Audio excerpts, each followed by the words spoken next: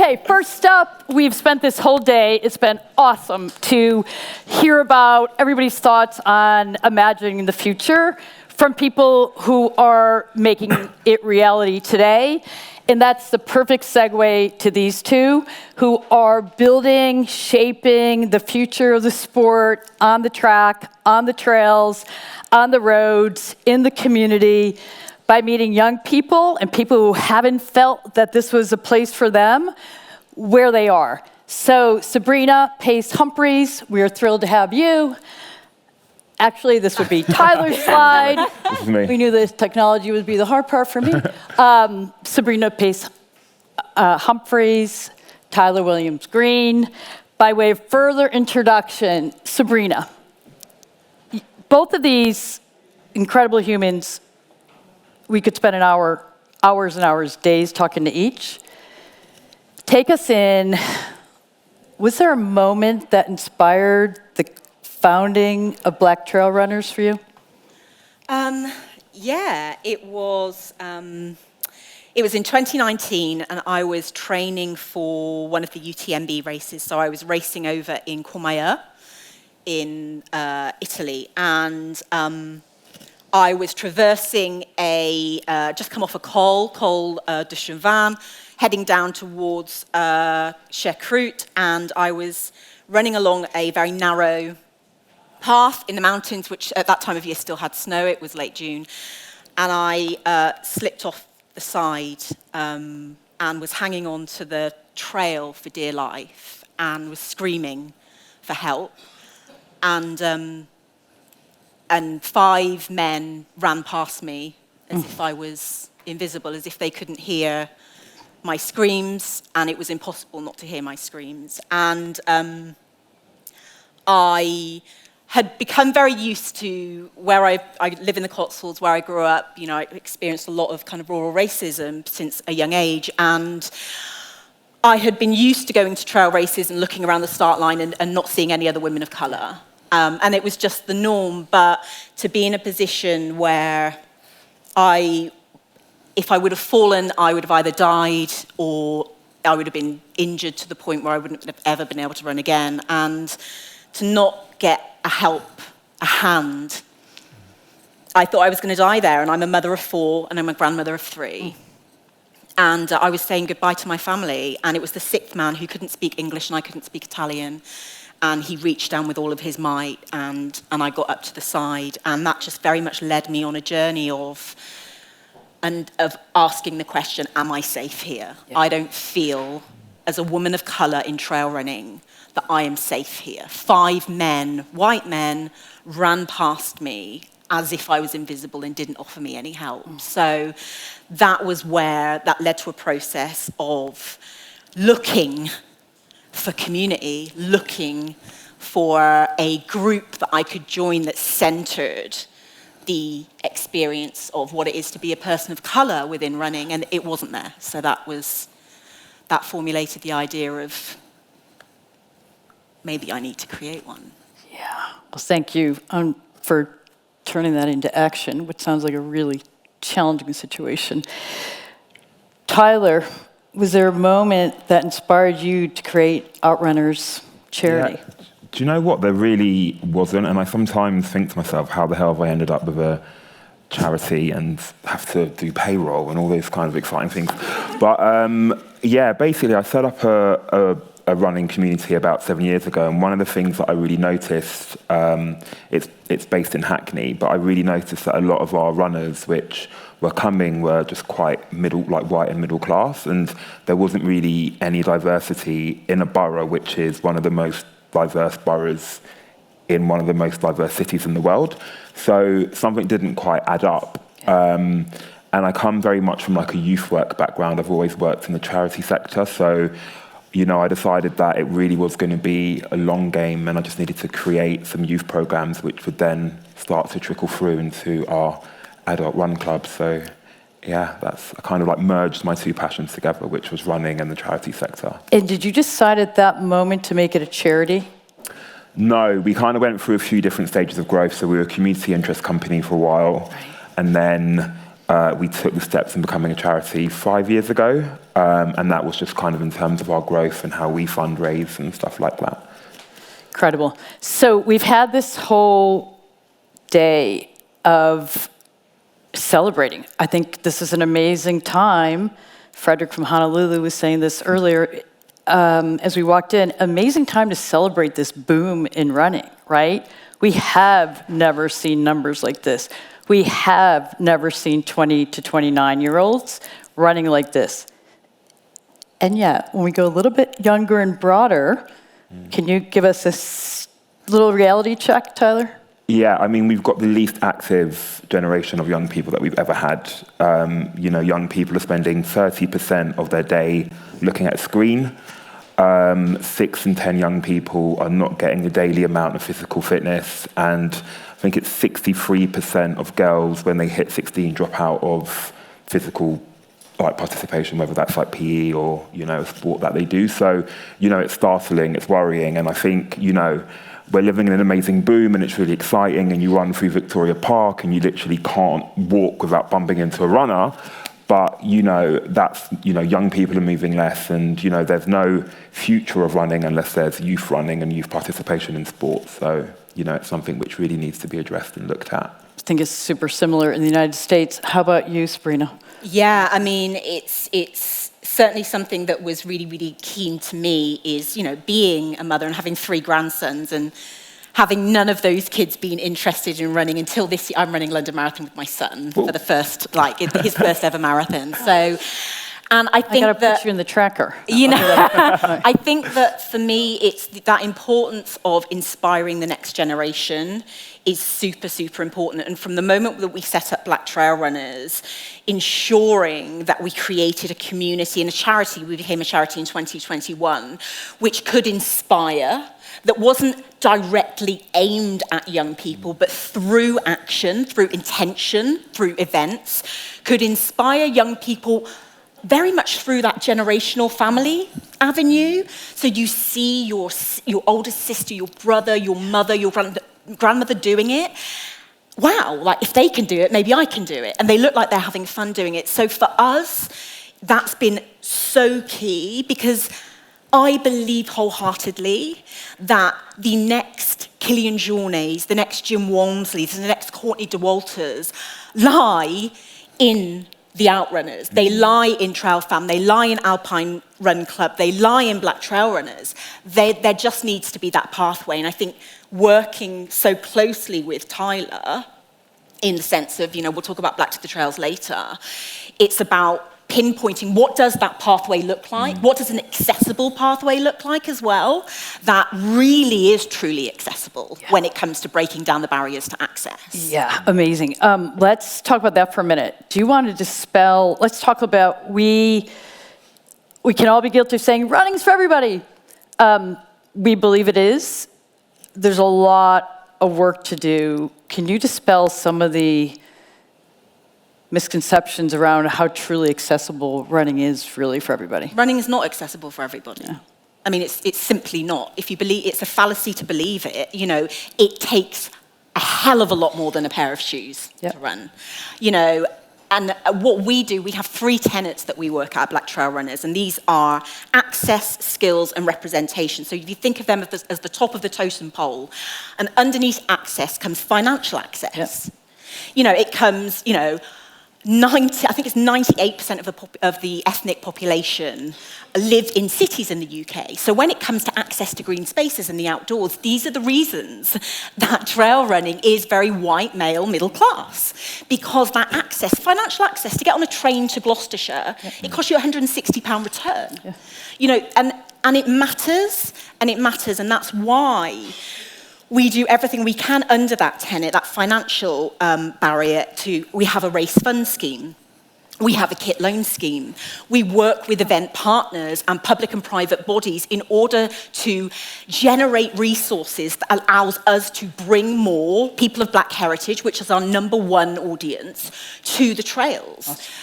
Access as well, geographical access. Why would you feel safe trail running if you had no idea how to read a map or even OS maps online. Or even, if you're on the footpath, how do you know what's private land and public land? Have you ever seen 10 black men running across private land? They wouldn't do it. Like, you're not going to put yourself in situations that are unsafe.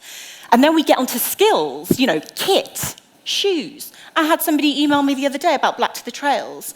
Are we going to be able to loan shoes there? Absolutely. It's why we work with Adidas to Rex. You know, test and trail for shoes. Like, these things, they seem to the runner, well, of course you need a pair of trail shoes. Of course you're not going to run trails in a pair of road shoes. Who told you that, though? Who told you that in your running group, in your family? What we find with our community is that if the generations don't know it, how can you pass it down if it's not in your family or your social circle? So, and representation. If you don't see it, you can't be it. I mean, hands up, how many female person of colour race directors or event directors you know? You have the best trail in most of us, Okay, so you know one more. She's sitting in front of you. Yeah. Like, I know one more. Trina Dawkins, the only 2 black race directors in the UK. So representation matters. It matters so importantly, and not just at the runner level. Absolutely it matters. But at that systemic corporation level, and that's a big part of what we're about. Yes, let's put a pin in that because we want to come back to this for sure. Tyler, do you want to add to the accessibility from the running perspective anything else? I mean, I guess, you know, we've got one of our biggest programs is our schools program, and I think, you know, safety is a huge issue, and that's, you know, just in inner city London. You know, we focus in, you know, like 3 of the main boroughs where there's a high number of South Asian and, like, you know, Muslim girls. Like, you know, that's one of our biggest, like, programs. And, you know, we've really had to think about how we engage that demographic of young person. So, for instance, if we would have a youth community session, which was at 6 p.m, the numbers would go down in the winter months. So that's why we've now got a schools program, and we work across 7 schools, and we engage around 500 young people on a weekly basis. But, you know, we've had to really figure out how we utilize school spaces to run our activities, because school finishes, the kids, you know, just hang around for an extra hour, and then they go home, and it kind of like removes, you know, that like barrier. I think, you know, one of the other things that we've had to really focus on is kit. So, you know, we're lucky enough to have Nike as our social community impact partner. They fund all of our schools work. So every girl on our program will get a sports bra, and every Muslim girl will get a sports hijab. So we just really try and like remove as many of the barriers as possible, and also just making run fun, right? It's like, you know, one of the we were working in a school called School 21, and before we went there, they would use running laps of the playground as like, you know, if like a young person had been late. But, you know, 6-7 months into the program, the PE teacher was saying it just wasn't working anymore. They were just like running around, and they were laughing, and they were joking, and they were enjoying it. So they, you know, they couldn't use it. So it kind of shows you that, you know, just removing a lot of those barriers and making a sport fun and exciting and engaging will really like remove one of those biggest barriers to participation. Amazing. So in everything you've just both said feels like really good insights for everybody and for us to keep going deeper on. And so much need, for sure, and in that so much opportunity for the sport in the industry if we hear and listen and activate now. What do you find, it was a great question asked earlier. Tyler, we'll start with you. What experiences, the kids who are participating, what experiences are they talking about? Which ones stay with them? Yeah, so I think, you know, one of the things that we really try and do is give young people their first experience of a race, right? So, you know, we work really closely with like London Marathon events and Hackney Moves and, you know, Black to the Trails, in bringing young people to their first like event. So it kind of feels like they're training towards something. So all of our programs, our schools programs and our community programs will work towards like a race. Yeah. And I think just, you know, young people getting a medal and just like experiencing that, like turning up to a mass participation event. Like one of our 12-year-olds that we took to Black to the Trails last year ran the 5K. He like beat all the adults and went and played football and was just like wasn't exhausted. And it's like, you know, these are the next, you know, Team GB athletes, right? So it's like, I think just giving them that experience of, you know, going to a race and getting that medal, and especially for the kids that might not find academic stuff like that easy, it's really, really amazing for their confidence. Yeah. And, you know, there's like a trajectory for our young people. You know, we've got 3 of our teenagers who have moved through our youth programs that are running London on Sunday, and it's just like, to them, it's like, of course I'm going to run London Marathon. I was not running London Marathon at the age of 19. I was like falling out of a bar. Do you know what I mean? But it's like, you know, it's just amazing that, you know, they see that as a trajectory for them and we can support them on that journey. Incredible. Sabrina, what are you finding? Which moments, experiences do people talk about and what stick with them? I mean, I think that, we do a lot. We do a lot of kind of monthly events, social runs, trail taster days. You know, we just did a social run because I'm training for a big mountain race this year, and UTMB. So I facilitated a Mind for Mountains Day. We were given some funding from London Marathon Foundation last year around the race riots, and we found that within our community, what happened with our social run leaders and people within our communities, that there was a fear around going outside and running because of what might happen. And it impacted what we do, it impacted our work. So we put together a Mind for Mountains Day, which in the morning was really, we had a black mental health specialist talking about resilience, talking about really kind of the barriers that we face and how we can develop more resilient mindsets in order to deal with what we may experience out there. And then in the afternoon, like we went and we parked at Pont Ardaf car park and we climbed the highest mountain in South Wales. And there were people there that had climbed before, but there were people there that hadn't. And like that sense of accomplishment, of belonging, of if I can do this, what's the next step? It was so powerful. I mean, people were in tears. And to be there, to have had that idea in the mountains in 2019, and to be actually there leading this day and holding a woman's hand she was so scared, descending, and to say, like, I got you. Got it. And that's the power of community, to be able to be there for those moments that then lead on to other moments, lead on to her wanting to go there again in a group, but ultimately leading there to want to go there herself.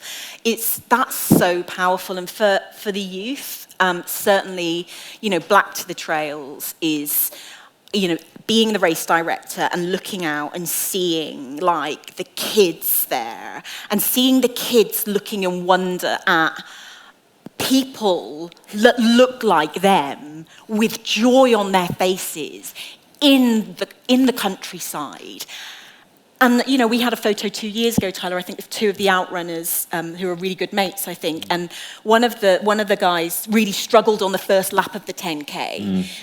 And then on the second lap, there's this beautiful photo of them just embracing each other. And just, you know, as a runner, you know, when you've done a hard session and you just left it all out there. And it's still one of the most powerful images of like, this is what it means. Yeah. It's one of my favorites. Okay, tell us more there. So once someone gets to either one of you, you're exposing them to these opportunities, you're holding them, you're supporting them.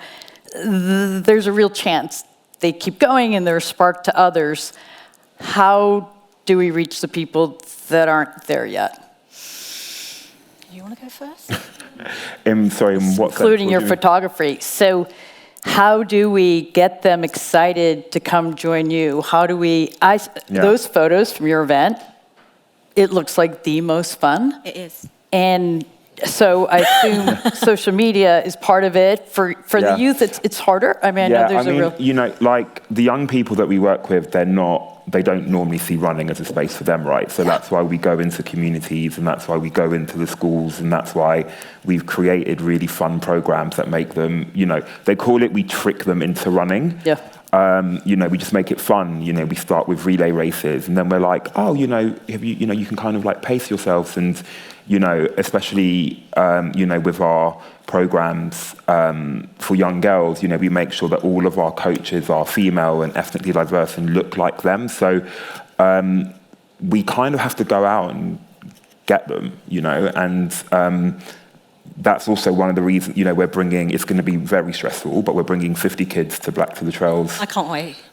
I definitely can wait because you're just there like, this is so lovely, they're hugging. I'm like running around trying to find these kids, like, come back. Get that consent form. Trying to return them back to their parents. But yeah, you know, the majority of those kids will be kids that we've engaged through our schools program, and there'll be kids that, you know, we go into the PE lessons and engage the kids that aren't physically active and, you know, aren't engaging in PE, and then we make it fun, and then we have the after-school run club, and then we then look at what we do with them during the holidays and bring them to races. Yeah. So, yeah, for us, it's always been about going into communities and trying to really like get those kids that are hard to reach. The kids that aren't on Instagram, the kids that aren't following running influencers, you know, the kids that, you know, I'm sorry, Sam, if you ask them what let's do this is, they'll be like, what the hell is that? They don't have a clue. You know, they're just not in the running world. Yeah. Well, and they don't even, we were talking, they might not even know the Sprint documentary on Netflix, et cetera. Yeah. So I've got to say, over all these years in all these different markets, it's extraordinary to watch how you have gone to where they are. And that is, if we can do that everywhere, and enable other people to do it everywhere, we'll really be continuing to build on what you both do. I'm intrigued. We've talked a lot about kids and young people feeling welcome as runners. You both have modeled CEO of charity. You've especially in the UK, I think boards, this is probably pretty darn close in the US, 60% of boards are male and over the age of 60. You've built your own board, including Hamid and Sam, neither of which are over 60.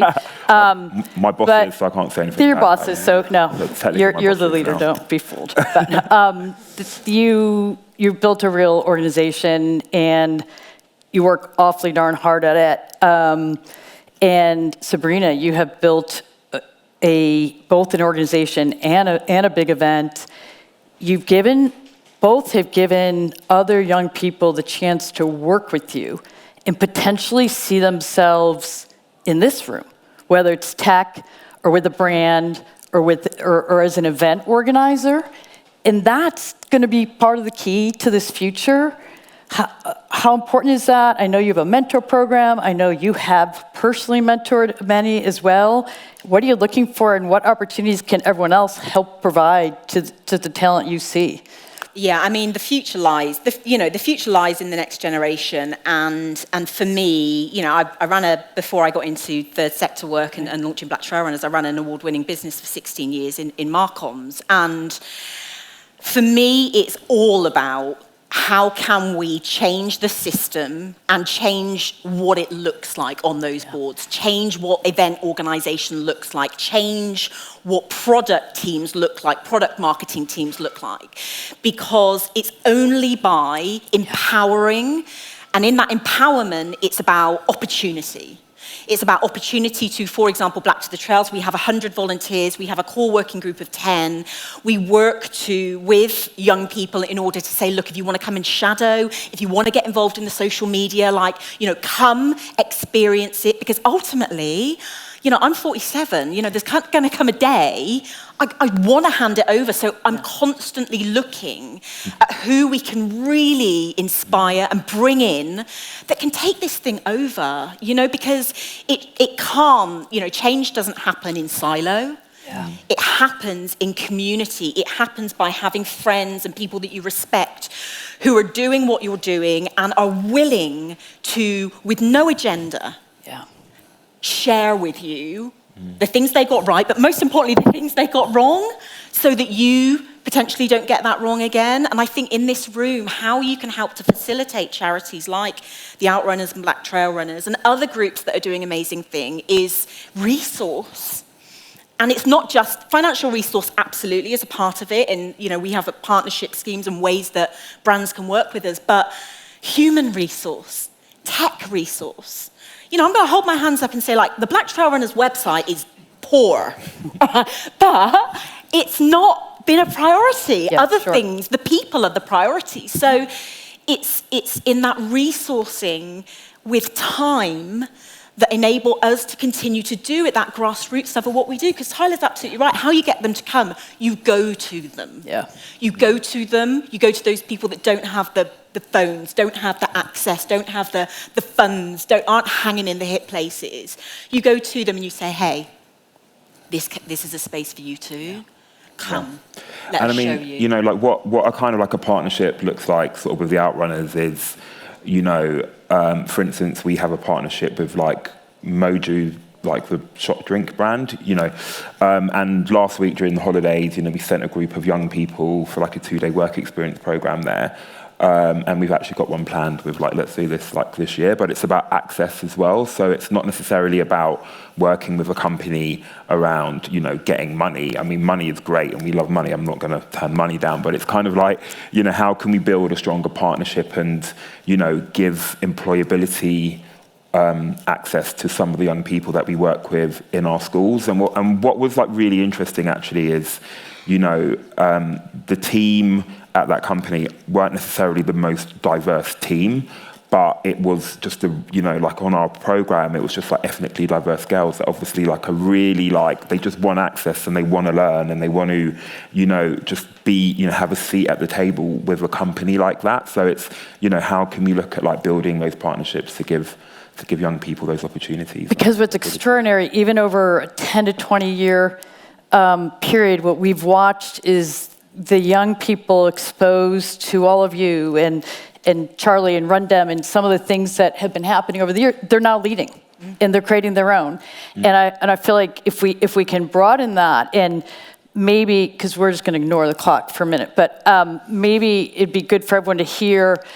I think many people think about jobs in the running space, in the event space, as you've got to have had a career in product management or an education in that, or an education in sport management.